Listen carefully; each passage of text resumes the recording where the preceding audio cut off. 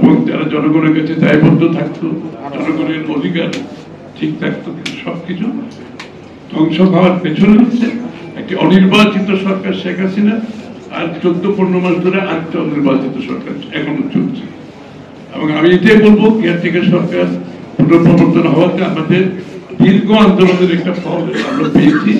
তবে যেহেতু এই নির্বাচনে, এটা আগামী নির্বাচন থেকে শুরু হবে কেয়ারটেকারের পুনঃপ্রবর্তনের বিষয়টি, আমি বলবো, আমি অনুরোধ করবো বর্তমান সরকারকে এটা মাথায় রেখে বর্তমান সরকারকে কেয়ারটেকার সরকারের আদলে পরিচালিত করতে হবে।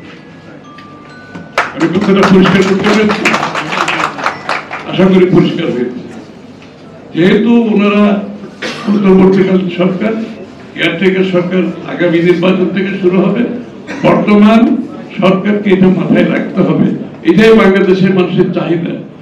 যারা নির্বাচনকালীন সরকারে থাকবে তাদের নিরপেক্ষতা নিয়ে যাতে কোনো প্রশ্ন না ওঠে, এই জন্য অন্তর্বর্তীকালীন সরকারকে আমি অনুরোধ করব কেয়ারটেকারের সরকারের আদলে এখন থেকে, আজকের থেকে নির্বাচনের দিন পর্যন্ত সরকার পরিচালনা করুন।